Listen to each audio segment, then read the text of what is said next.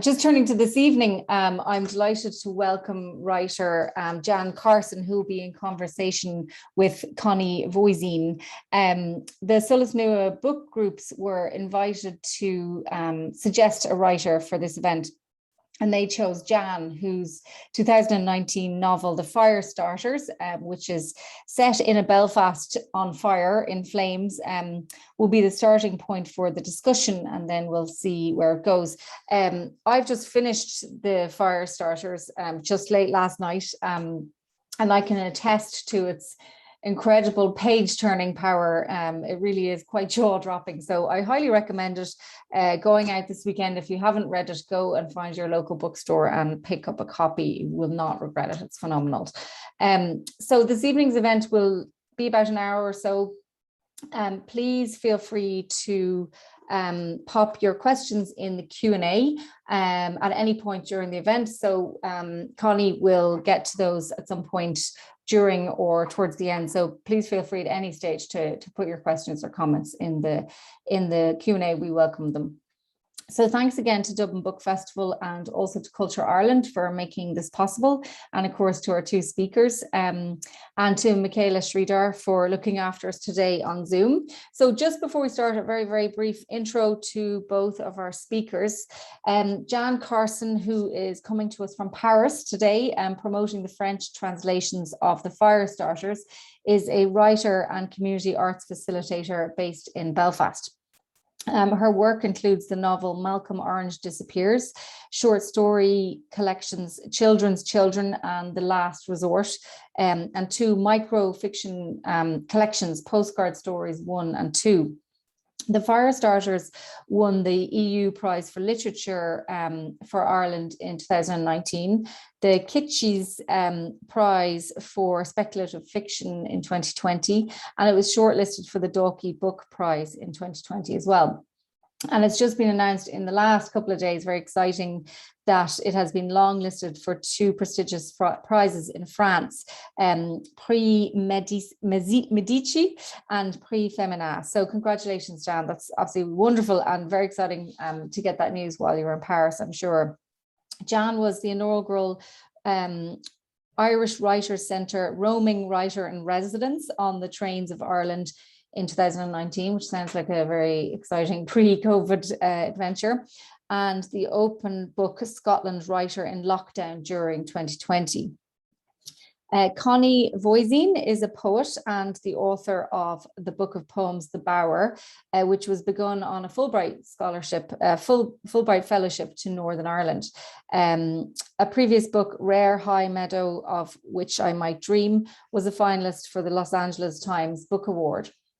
Her first book, Cathedral of the North, won the Associated Writing Programs Award in Poetry. She's the 2021-22 Guggenheim Fellow, and she teaches in the Creative Writing Program at New Mexico State University, where she's coming to us from.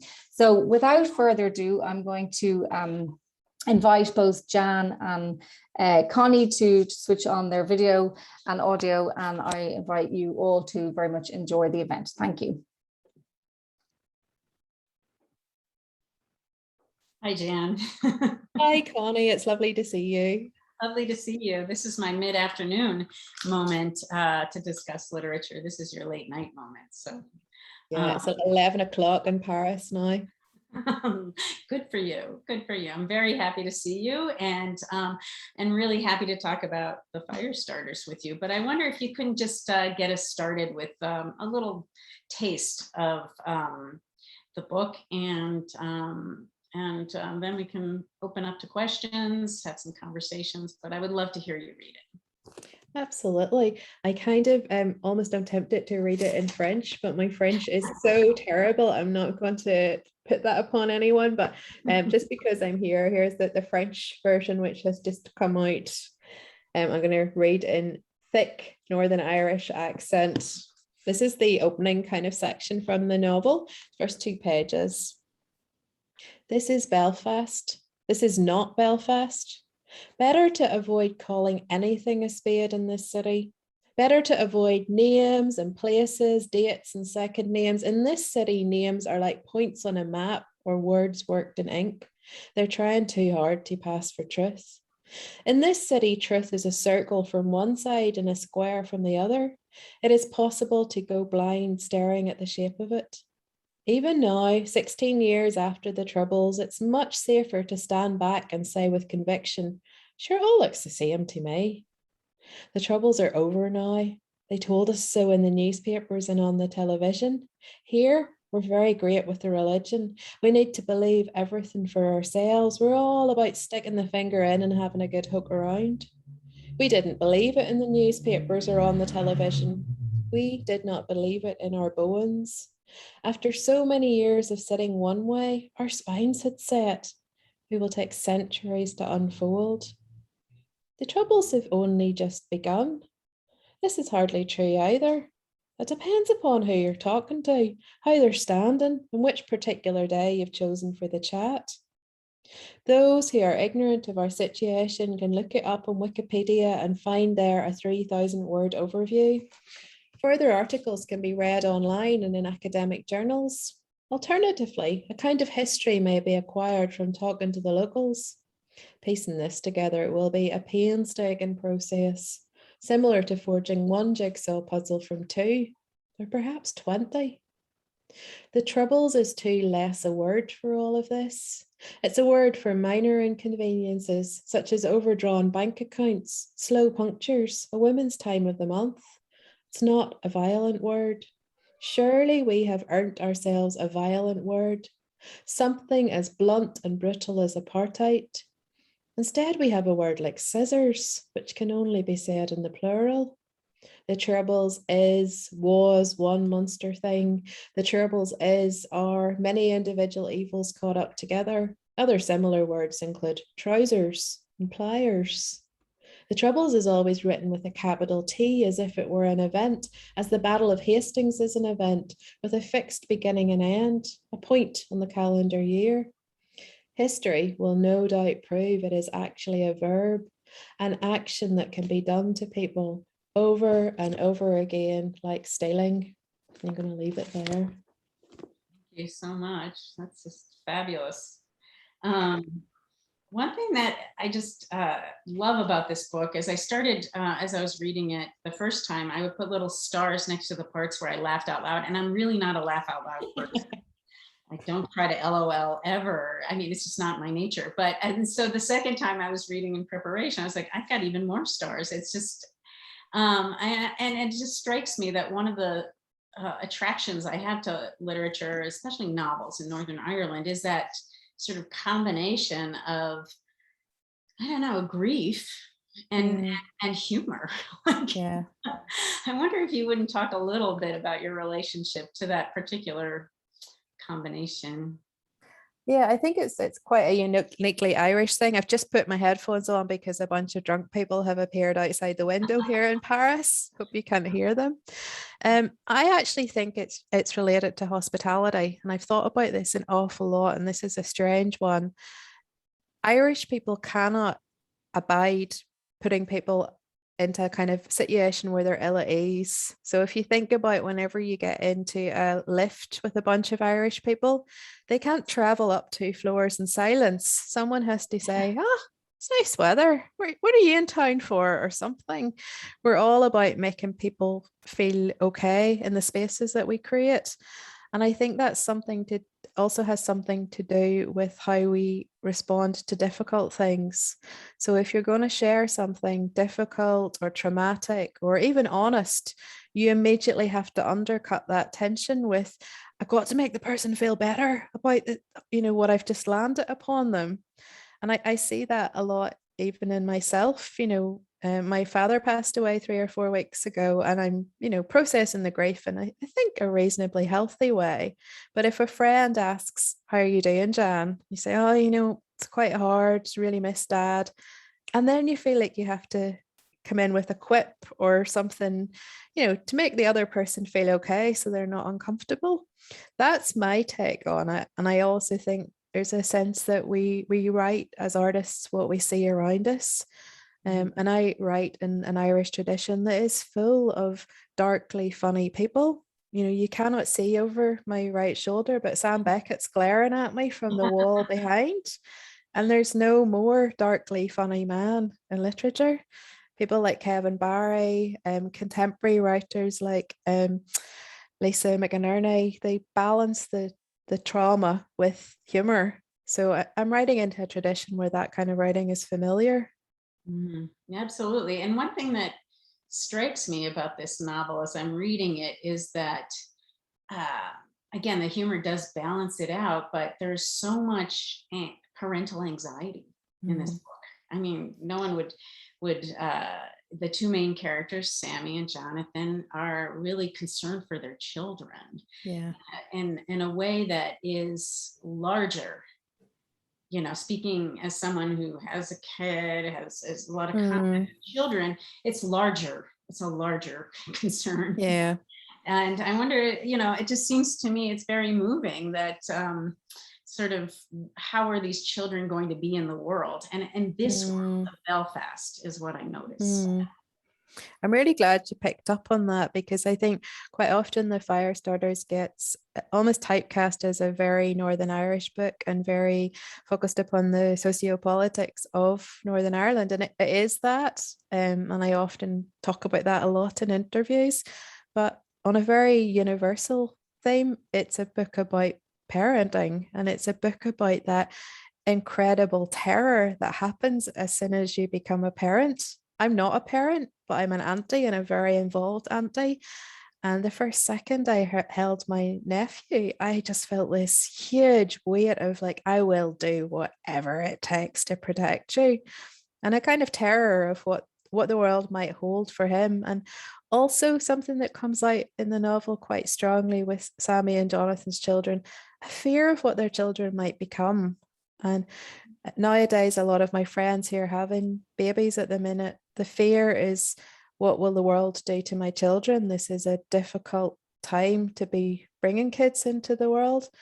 There's also a fear of what your kid might grow up to be, which is terrifying as well. So those legacy issues run through the book, both within a Northern Irish context of the bigger issue of, what if my parents' generation passed on to us in terms of the politics of Northern Ireland, but they're also there in a how's my kid going to turn out just on a human level? Yeah, absolutely. And also the position of the parent having to negotiate the world we've made for them, right? Yeah. Which is a big, and any adult right now is thinking about that. I'm like, what are we leaving these kids? Yeah. What have we built for them? So it's a very profound book for me at that level of Do you know what's really interesting? It's only struck me in the last wee while, Connie, as well, is like I've realized that I have quite a lot of frustration with my parents' generation in terms of Northern Ireland and the kind of absolute mess that they have left us to deal with. But I also realize, like, I'm a massive fan of integrated education, and it's shocking to me that 20 plus years into a peace deal in Northern Ireland, we still only have 9% of the schools integrated. And it suddenly struck me, that's my fault. I am now the adult who is responsible for the next generation. So there's a point where you have to grow up and become an adult and say, I can't just keep pointing the fingers backwards and saying, why didn't they fix it? I'm now thinking, how can I fix this for my niece and nephew and the kids that come after them? Absolutely. And I loved those children with the special gifts, right? The unfortunate children.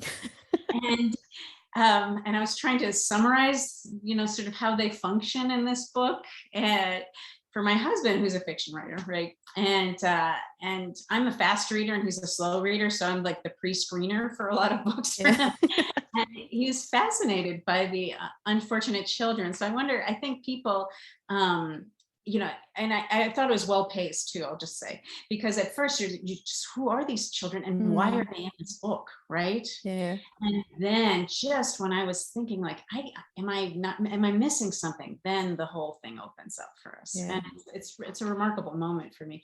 I wonder if you wouldn't talk about how you see them functioning. Yeah. And give us a little summary for those of us who haven't read it, but Yeah, well, I'll give you the Alan Carson, who is my brother, his take on them. He calls them really shit X-Men because they're like X-Men with superpowers that you wouldn't want. So it's a bunch of children from East Belfast who have kind of fantastical gifts that are actually more of a liability than there's a young girl who has wings, but she can't fly. There's a boy who's got wheels for feet, so he can't stand still.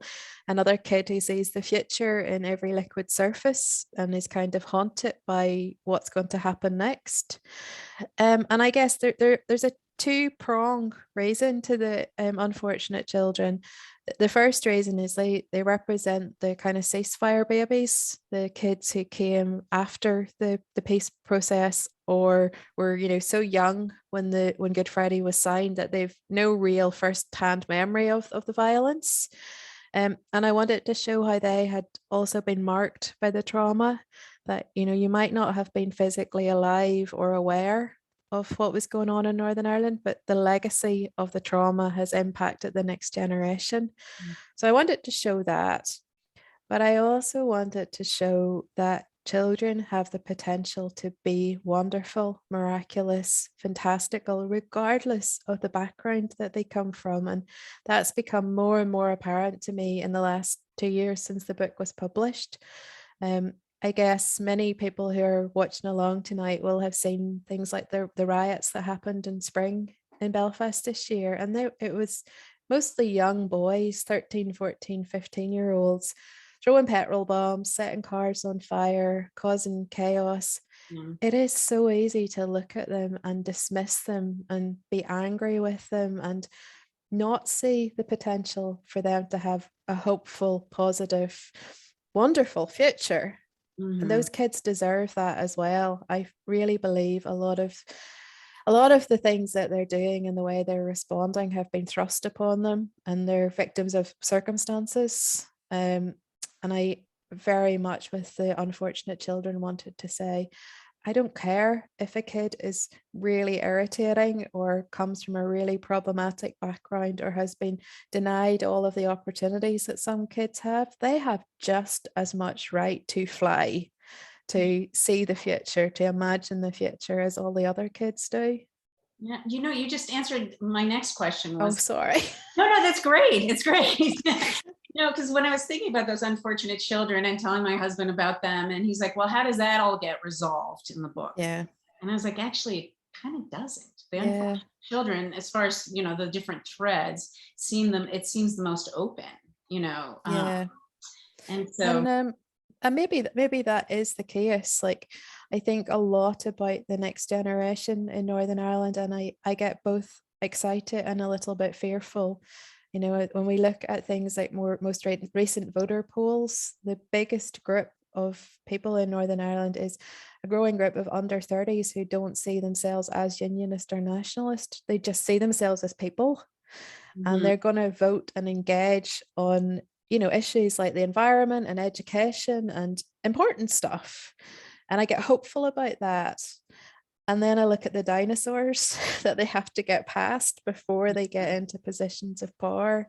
And I get fearful that things will tip over and grow bad here again before those kids get a chance to unfurl their wings and do all of the amazing things that they could do. So the future is kind of ... for Northern Ireland at the minute, as it is for the unfortunate children. Yeah, absolutely. And I wonder if you would talk a little, you read a little from these, what I think you call set pieces. Yeah. And, you know, as a poet, I love those. And I'm really glad you read from the Belfast set piece, but there are other ones. And I wonder if you could talk a little bit about them, summarize them a bit for our audience, because they're beautiful, poetic, thoughtful. I don't know how to describe them. Maybe you've spent a lot of time thinking about how to describe them being interviewed, but I wonder if you could talk about how you see those functioning, because I think they're just fantastic. Do you mean the kind of omniscient narrator sections? Yes. When you enter into that omniscience and like the Lambeg drum and all that stuff, those are fantastic. Those were actually, bizarrely, those were the first parts of the book that came. But there's the novel is split into 3 sections over the 3 months of June, July, and August around parade season. And each section begins with almost a kind of God's eye view of what's happening at that point. And the language is very free flowing. It's quite descriptive, and they're really fun to read because you can go full Belfasty accent on them. And probably 2 things about them. One, and you will love this, I just grew up in Belfast in the literary community, absolutely surrounded and saturated by poets, because 10 years ago there were relatively few prose writers. It was all poets. And I learned so much from them, because going to readings and reading their books, I learned that sentences can't just mean, they also have to sound, or I think it's George Saunders talks about how a sentence has to mean and also sing, which I really love that. Poets understand that. I think prose writers sometimes forget the singing part. So it's all about conveying information. And I wanted to write a text that worked in our voice, that, you know, when I read it, it was both a true Northern Irish text in the meaning of it, but it also reflected our language. And the more I think about that, the more adamant I become about it. Milkman really, really made me think, and it made me think about how Northern Irish literature postures itself within the world. I think Anna Burns did us all an incredible service in writing a thoroughly unapologetic Northern Irish text. She goes straight for the jugular with, this is how people talk in this part of the world. These are the words they use. These are the strange colloquialisms and the place names and the shape of things. And she doesn't apologize, and she doesn't footnote, and she sometimes doesn't even contextualize that well. And I think that book did reasonably well. Yes, it did. Yeah. I mean, I had a fantastic experience of being in Jaipur in India, and having all of these Indian readers come up and ask me about the Ardoin because they were enjoying Milkman so much. And for a long time, I felt the need to sort of explain, the 12th of July, this is a parade which happens in the Unionist community. And nobody else does that. Arundhati Roy doesn't do that when she writes about Indian culture. The magic realists I love at the minute coming out of Argentina, they are frequently dropping foreign language words and terms into their work. I think it says something about how we see ourselves as a Northern Irish presence in the world, that we're so often apologetic. Well, also, I was reading Pitsia's book of sort of story essays, Elizabeth Costello. Yeah. In there's so it's all sort of fiction. Is it, but there's one point where there's, he's talking to, he's presenting these African writers, and they're saying, what is the African novel? And at one point, one person says, we won't have an African novel until we're writing for each other. Yeah. And it was kind of a mind-blowing moment for me. And that was going to be my next question, like, who are you writing for? And I'm sure that changes in the process, right? Like, who do you write for? And I feel like that does sort of grow as the project grows, right? But I wonder how you think about that. I know it's a really good question, and I would very honestly say that I began writing for myself. So my initial kind of attempts at fiction came from a really ignorant, in the best possible sense, way of I was not taught. I didn't know how you write a story. I sat down and I wrote something that I wanted to read myself. And I feel like that probably still drives most of my work. Would Jan want to read this? But I guess it's very hard, as my 7th book's about to come out. I know my readers now. It's really hard to dismiss that little voice that goes, oh, I don't know if they'll like this. It's very different from the last thing. Or, is this a Jan Carson novel? Like, dare I write something that's entirely realist with no fantastical element? And I keep as much as I can, trying to submerge that. It's been super interesting having Les Lanceurs du Feu, which is the French translation, is the fourth one of the fire starters. There's in Italian, Croatian, and Spanish. And I just didn't think they would get it. And each of the countries has taken something entirely different from the novel, and run with it and contextualized it within their own political structures and their communities. And I love that. And it kind of in a little way reassured me, just write the book. My wonderful publisher at home, once I was getting a bit kind of insecure about book sales and something, and I said, oh, should I write something different? What should I do? And she said, it's your job to write the book. It's our job to find out how, or to discover how to market it. When you start thinking about how you market and who you're selling a book to and stuff, it's a dangerous place for artists to go, I think. Yeah, and I think that I love that idea that you're writing from within yourself, your own experience, deeply connected, the sort of, not necessarily having to explain, right? Yeah. And not necessarily, from within the experience. And I think that's what I find. These are intimate books to me, the ones you are very intimate. And so again, the intersection of sort of the personal and the family stories in here with that larger context is really, it's hard to pull them apart even, which is, I think, one of your arguments perhaps. And it seems impossible to have an interview with you without mentioning magical realism. Yeah. And we could skip that if you want to.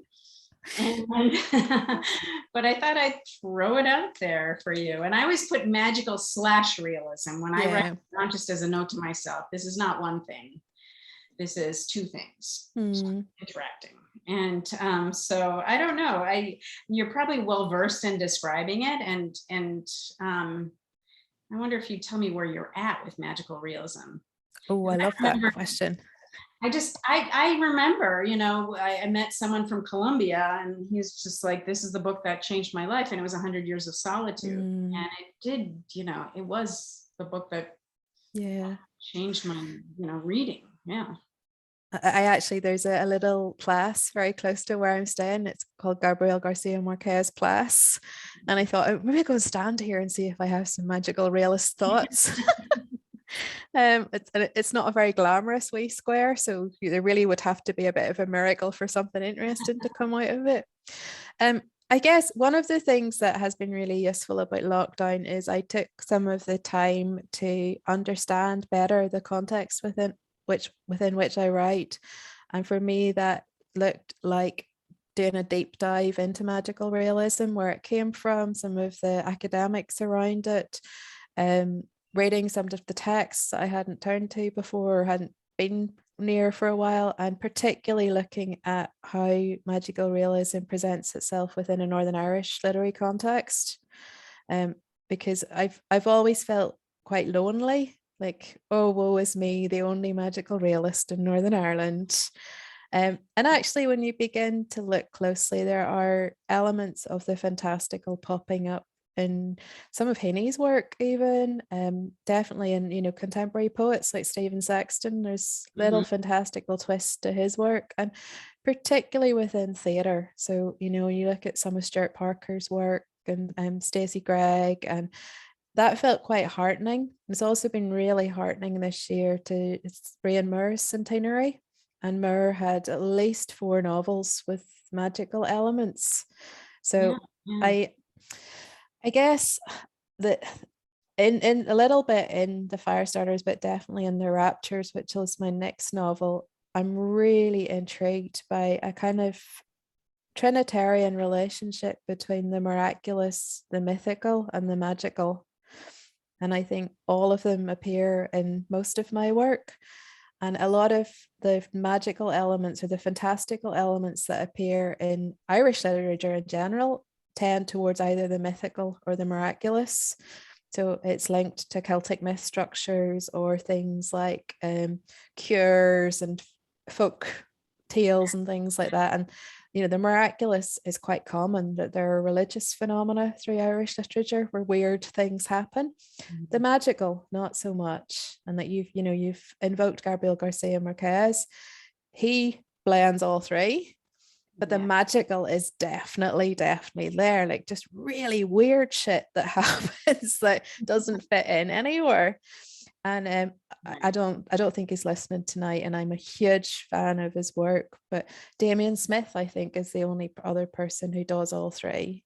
And I actually think that English Street, which I think is a masterwork of poetry, is comparable to 100 Years of Solitude, because he takes the very pedestrian village of Downpatrick and he does what Garcia Marquez does to Macondo, and invokes it with all three of those concepts, the miraculous, the mythical, and the magical. And it's wonderful. They're fantastic poems. If you're listening and you haven't read English Street, I just think it's I have a epigraph from it at the start of the next novel, because it's just impacted so much of my writing in the last couple of years. And I've been thinking about the unfortunate children too. And at one point, one of the moms says, well, no, we had this, we always had this, like in the country, we always have these kids, people flying around, or, I just like the idea that, actually it seems, sort of magical here. We have these flying children or rolling children, or, the girl who becomes a boat, which is, I thought that was really beautiful. But she's like, I don't know, we always have that, and I don't know if that's true. But again, you're willing to believe this in the context of this story. Yeah.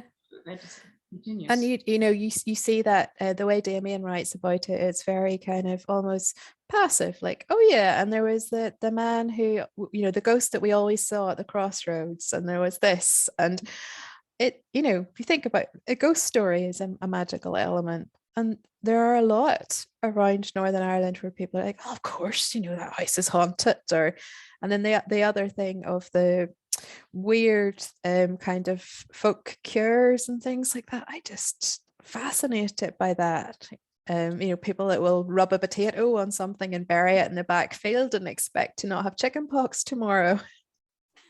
And I grew up in French Canadian culture where there's loads of this, and I always feel that to me the boundary, those three elements you've described, that boundary between the miraculous and the magical, and then I don't know how, there's a gray area between each one of those to me.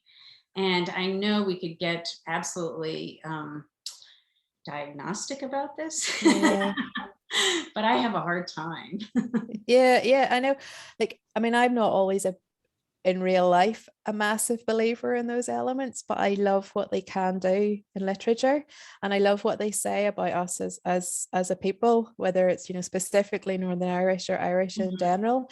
It's super interesting when I spent a long time looking hard at it in the last year, and one of the things that we do commonly in literature is we undermine the fantastical. So something happens, and the next thing that will happen in the play or the novel is a character will try to explain it away. Cold Heaven, Brian Moore's novel about the woman who comes back from the dead, perfect example of that. They spent the enormous part of the novel trying to explain physical reasons why she didn't actually resurrect. So what does that say about us as a people, that we're deeply cynical and we cannot actually put our weight behind the miraculous? I've a lot more thinking to do about it, but I think there's something there that possibly we haven't talked about or explored too much yet. Well, I'll tell you one thing that was when I first came to Ireland, the very first trip, I was to Kerry, and there are two things that impressed me about it were that I felt, again, it's sort of history and stories on such a small space compared to America, right? These vast, vast spaces. And I came from New Mexico, which is, you can see for miles. And that everything felt so known in an odd way. Like every square inch of this place has been named and renamed and walked upon every square inch, you know. Yeah. And that sort of like intimacy, this ultimate intimacy, was really impressive to me in a way. There are places like that in the US, and there are sort of holy lands for various peoples in the US, including the Native peoples. But I just felt the impact. I don't know, it's just something about Ireland that has that really intimacy with its own history, its own people. And again, histories have been rewritten and written and rewritten over the years. But I just, you know, when you're there, you feel the weight, the weight of all those stories in a way, that like place names, right? Yeah. Very And definitely, like, to bring it back to the fire starters, it, you know, it's an urban environment, but it, for me, the writing process of it was very connected to place. I always say that I wrote the novel on my feet. I'm a lazy researcher. I don't do very much except ask people on Twitter to help me out with research. Mostly what I do is write what I know. And with the fire starters, that involved putting on a giant parka and just pounding the streets of East Belfast until the stories that kind of formed the backdrop, not the big stories of Sammy and Jonathan, but the small vignettes. There were, that most of them were like kind of observed, overheard.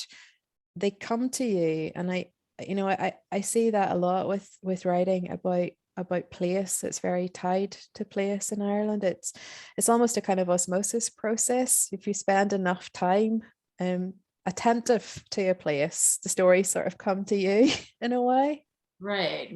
And I wonder if the writer's eye, I mean, being in it is important, but also being outside of it kind of is too. Wouldn't you say?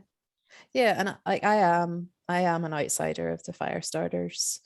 I I lived in Ballymena when I was growing up. I'm painfully middle class, suburban middle class.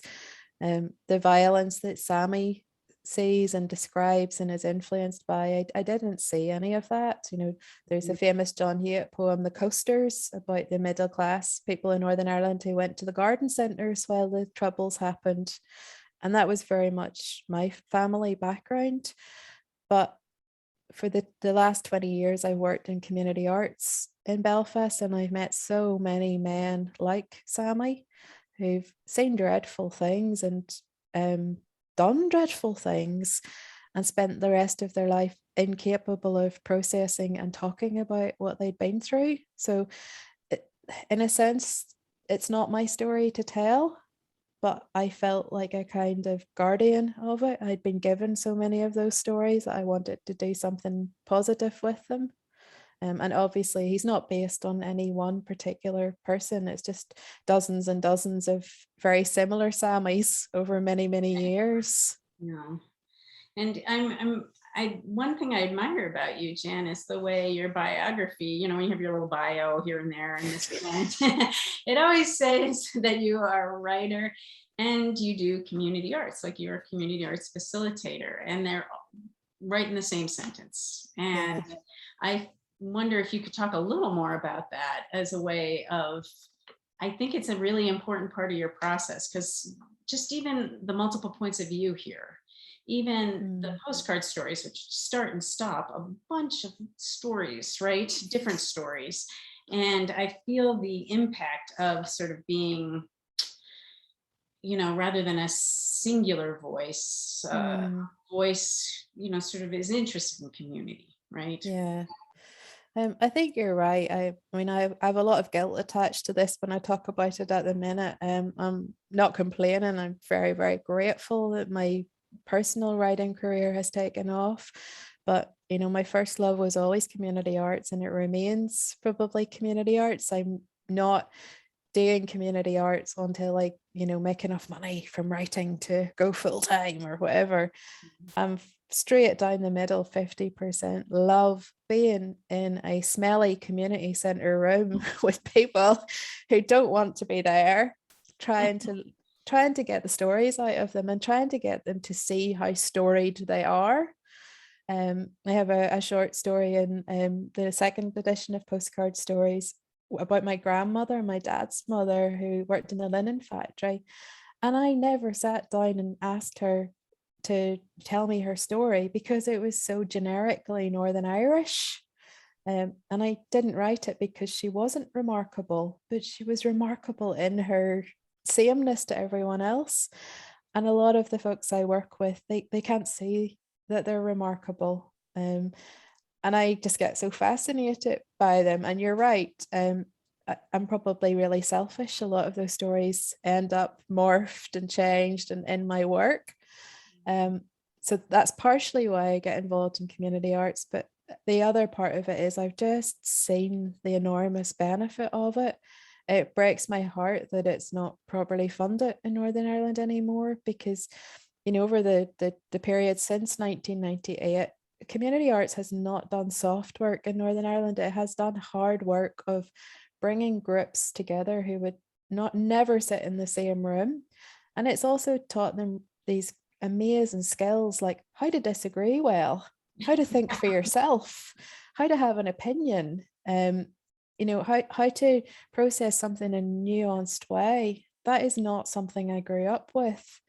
It's not, you know, we're so obsessed with binary thinking in Northern Ireland, and art is not about binaries. So I'm always banging on about art does so much hard work in Northern Ireland and so much heavy lifting. Can we just please fund it properly? Absolutely, absolutely. And would you talk a little bit about your interest in the elderlies in particular? And some of that is these historical stories that we may lose, right? These first person tales, these experiences of the past. And I wonder if you could just talk a little bit more about that, because, you know, the tea dances, I remember when you were doing those, you know. Yeah, I love older people. I think I'm drawn to them possibly because I'm not particularly cool, and I never feel like, you know, my idea of a good time is being at home at 9 o'clock to watch Inspector Morse. So I seem to fit in quite well with them.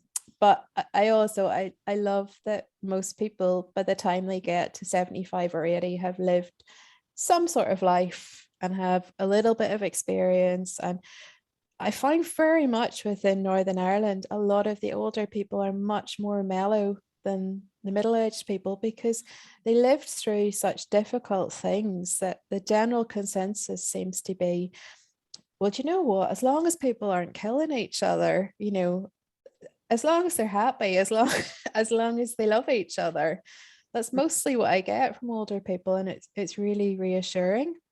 But the flip side of it is I'm very, very adamant about not just seeing older people as having a worth in the past. I get quite frustrated when artists only do reminiscence work, because what it's saying is your life happened and it's, you know, it's ripe for picking, but you know, you were an interesting person when you served in the war or when you did that. The most exciting projects I've worked on have been allowing older people to develop new skills and to contribute. And we made an amazing sound installation for the Palm House in Botanic Gardens with older people's groups. I've done loads of writing workshops, and some of them were bloody marvelous. Like people who wrote their first poem and you thought, oh my goodness, if you had started at 30, you'd have 7 or 8 collections by now, but it's not too late. Get started. Yeah. And like a few years ago, we put on a photography exhibition for a man who was 101. It was his first photography exhibition. That gives me goosebumps. I know. A lot of people in Northern Ireland and elsewhere as well, they worked hard lives, and they were working to put food on the table for their families and keep a roof over their family's head. And they didn't have time to write poetry or paint or take photographs.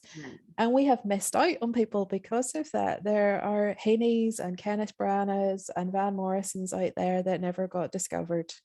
And if we can maybe find a few of them in their 70s and 80s, I think that's a really good thing to do.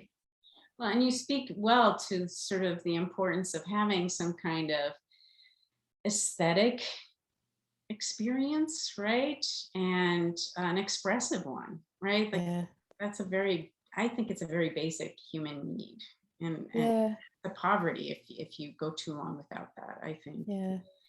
And I wonder if this isn't the time to sort of open the Q&A. We already have one, and it's Mary McCarthy is asking a question about if you are reading, the way writers read omnivorously, right? And so to learn your own sort of writing, right? What helps the writer learn to read in a way that helps their writing? If I'm summarizing her question, what should a writer be reading for in terms of craft? I would say just read as much as you can. Connie will possibly hate me saying this because she does teach in a university, but a lot of the skills that you can get from our university program, you can get from a library. There are things a university program will give you that a library won't, but that would always be my starting point. Immerse yourself in good writing. Read outside your comfort zone. I have been a complete snob about YA literature until the last year, and I'm really repentant about it at the minute because I've read so much good YA in the last wee while, and that was a snobbishness on my part, and I've corrected it now, and I'm hopefully a better writer for having corrected it. But I'll read anything: poetry, nonfiction, memoir, textbooks even. So read outside your comfort zone. Read the good writers and ask questions as you write. Why is this working? Or maybe even why is it not working? I'll probably get assassinated for saying this, but I'm a huge Ishiguro fan. And the last two Ishiguro novels just didn't work for me. And I'm now in the process of thinking through why did they not work? What is different from, The Remains of the Day or Never Let Me Go that just destroyed me in the best way that isn't there in Clara and the Sun? And how can I learn from that and possibly, bring that into my own work? So, read with an inquisitive mind. And then the last thing that I would say is talk about the books that you're reading. There's something that happens when people get together, ideally over a glass of wine, and you talk really hard about books and poetry. And I think Emma Must is listening tonight, and she's my person that I do this with. And we discuss things like, form. And I talked earlier about how a sentence sounds. Pull it apart, dissect it, and really talk hard about what you're loving and what you're not loving about literature. And the last thing that I will say is don't be swayed by what's trendy. And that's a huge thing for people who are writing with a view to getting published. It's incredibly intimidating, and I think it can be really destructive to look at who's winning the prizes, what kind of writing are they doing. I should write like that. You're the only person that can write the book that you're going to write. So reading who's won the Booker and who's won the Goldsmiths this year isn't going to help you write your book. So yeah, just do not be intimidated by what's already out there. I hope that's helpful. Well, I think that answers part B of Mary's question, which is, what has helped you most in becoming a confident writer? Yeah. I think we've got another question on the chat function as well, coming at us from all sides now. I know. The words are flying. Mimi Conway asks, how do you feel about audiobooks? Have you been a reader of your books? Would this add to our experience in hearing a Northern Irish or your characters' voices? What do you think of audiobooks? I love audiobooks. It's going to sound really hypocritical. I love audiobooks, but I don't read any of them. Simply because I only would listen to things in the car, and I mostly listen to Radio 4 in the car. And I guess in a way it is an audiobook because I listen to lots of radio plays and translated books and things. And if I'm walking, I like silence because that's my thinking, creative processing time. But I love radio. And radio for me has been a revelation in the last 3 years. I tried to write for TV. It was the worst experience of my entire life, and I will not be going back there because I don't watch TV. I don't own a TV. I don't like TV as a form. I don't know why I thought it would be a good idea to write for TV. Writing for radio and collaborating with other actors it's been a revelation. And also, I guess, to a certain extent, working with translators. I'm not precious about my own work. I think I've thought a lot about this in my early days as a writer. I don't think an artist is there to own their art or to hold it very tightly to them. You're a vehicle that the art comes through, and you have to release it at a certain point. And so to work with a translator, you're producing a new thing together. And you have to let it go, and also honor the person that's bringing something to your work that you couldn't bring yourself. This absolute same thing whenever actors take, mostly I've written radio dramas so far, I just get like goosebumps listening to these amazing Northern Irish actors make my stories better than they were before. And I'm happy to do that. I've been very lucky. I haven't had anybody make a hash of anything really yet. So maybe feel different if somebody ruins something. Yeah, if people don't know, the BBC did do some of The Last Resort not long ago. I could do a and a little image, yes. So you can just go on the BBC and you can stream it on their website. That's what I did. I don't know if it's anything over there. It's lovely. It's just really cool. And there's also there's another 10-part piece that I did called The House That Vanished, which is a docudrama about Tory Island in Donegal. So it's on there as well now. So free content for anybody who wants to not buy the book and just listen to it. Well, hearing it is, I think it's very important. Yeah. And there's another question, sort of, what do you use for, getting your triggers for ideas? What helps, your observation as a writer? How does that happen? It's a strange thing to describe, right? Yeah, I mean, I could ask you the same, Connie, in terms of books, and you, where do you get the ideas for your poetry from? I don't know. It's walking around. I really connected to that when you said that. Just walking around, and it's it just sort of starts building up some kind of story or mood, or those details. You start accumulating them, and they do come. You eventually synthesize them in some way, right? I connected to that one as well. But I don't know. And lately I've been watching TV and writing poems about the TV shows. Honestly. Well, streaming shows, not necessarily. Oh, that's really interesting. Yeah, I would actually feel like that about cinema. Yeah. Like I when I got rid of my TV, I bought a pass to the QFT, so I go to the cinema 2 or 3 times a week. And tomorrow night I'm going to go and see Paris, Texas, in a little art house cinema here, which it's such a good movie. I can't wait. But I often get inspired by it doesn't feel like stealing things from another work when you're watching TV or cinema and an idea for something comes up. It's more, it just sparks something and you think, oh, I could take that, bounce off it, and something else will come from it. And I often think this sounds a bit wanky, but it's a little bit about posturing yourself, that you're open to that experience. I think a lot of people go through life not allowing themselves to notice those kind of moments when something beautiful or significant or inspiring sort of tips in. They dismiss it very quickly. I think I've gone too far the other way. I postured myself like about 15 years ago, and it's never switched off. And it's a bit exhausting because you can't do anything without thinking, wow, that's really interesting. Oh, there's something there. I'll take that. And particularly I went in 2015, I went through a period of writing a postcard story every single day for a year. And my posturing got out of control there because I knew I was looking for an idea for a story every day. Yeah.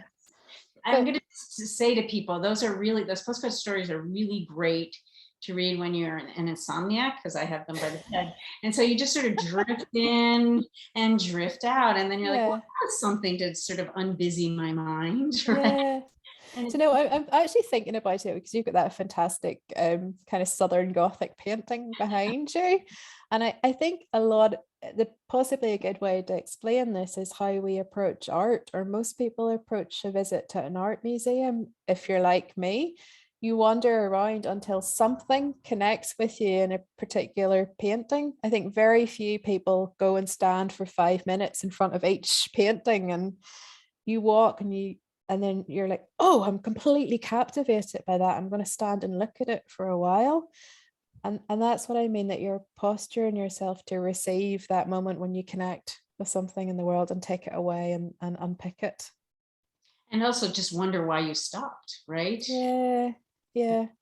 What is holding me here on this detail or this event or this scene or this painting? Yeah. Why can't I let this go? And then that goes somewhere. Yeah.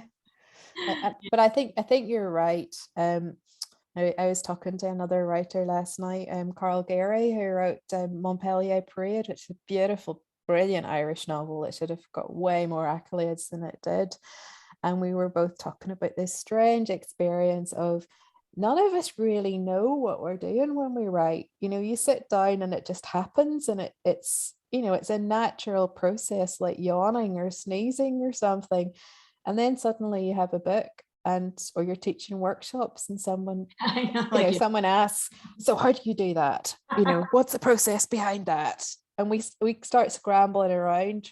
For me, I'm like, okay, what has George Saunders said about this? Because he's probably said it in a wiser way than me. Right. But I do think it's sort of opening up that, you might have some aesthetic experience just walking around, right? Yeah. In your everyday life. Yeah. And that you might see it and find it and plumb it, right? And I think that's, I think you have to give yourself permission for that just never-ending stream of aesthetic. Perhaps as well, like probably not us because we're too far gone at this stage, you and me. But I think some people at the beginning of their journey with creativity have to give themselves permission to be a bit silly, or a bit, at best case scenario, a bit unsensible for a while. Mm-hmm. That I still remember I was 25 when I first started to write, and I'd never written anything before, and I bought a laptop, and I remember sitting up at it going, I feel really stupid. I'm just making things up. And there was a period of getting past that, of not being self-aware, or too self-aware of, I'm just telling stories here. And I'm sure it's the same with most art forms. It's giving yourself permission to be playful, to let your imagination that's maybe been stuck in there since you were a little kid out again. Right. I have a studio near a painter, and he's like, what are you doing in there? I don't understand it. You've got, he's got paintbrushes and paint and canvases and still life set up, and I'm just like, it's words, right? Yeah. Words and experience. Do you know what? I'll tell you what, it's really funny, because this is my second time in Paris in 2 years. I had a residency just before lockdown for a month in the Centre Culturel Irlandais. Mm-hmm. And I couldn't really write anything the whole time I was there, because for the first time in 15 years, I became self-conscious about being a writer again. I was so aware of, like, I'm in Paris, being a writer, writing in Paris. And like, I'm embodying Ernest Hemingway or something here. And when I went to a cafe to write, I was like, these people are looking at me thinking, she's trying to be a writer. And that, back in Belfast and at home, I've gone past that self-conscious stage where I'm quite happy to be silly and get on with it. So yeah, I think bypassing your own self-consciousness is a good thing as well. It is hard. So I'm wondering if there's any other questions from our audience. And if not, I wonder, here we go. Hello. Hi. Sorry, I thought that was my cue to pop in. do pop in. thank you both so much. Connie, I thought your questions were really thoughtful, and it's just so interesting to hear both of you speak, and I could listen all night.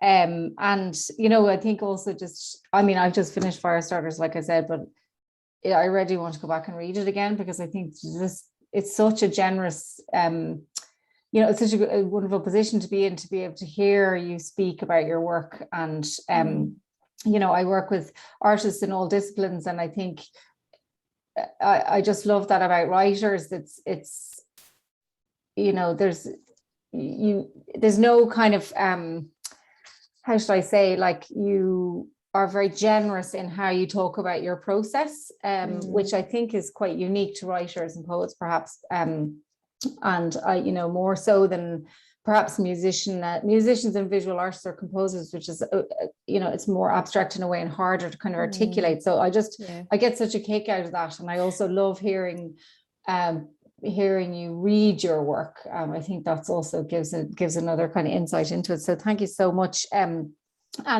there's been really interesting questions, so I'm not going to add too much to that, other than just to sort of ask you, in terms of, I know there's something coming out next year, maybe you could tell us a little bit about that, and also touching on something that Connie mentioned about your work with older people. I know that you're doing a residency at Queen's University at the moment, exploring the depiction of dementia, and you're editing a collection of work of other people's writing as well. Can you just tell us a little bit about that before we finish up? So I'll begin with that. I'm currently part of a AHRC funded research project at Queen's, looking at how dementia is depicted in contemporary fiction. So we've taken 10 big novels, Still Alice and Elizabeth is Missing, and very popular novels that portray dementia in some ways. A linguist has looked at them for kind of repetitive tropes and features that come up in those portrayals. And then we've also had intense reading groups with carers of people who have dementia, people living with dementia themselves, social work students, who are all feeding in as to whether these are accurate, how they make them feel. I don't believe for a second that writers are there as kind of PR bunnies for like the Alzheimer's Society or something to, write very factually accurate things. But I've read 100 novels with dementia in them in the last 2 years, and some of them are woeful and are really, really unhelpful.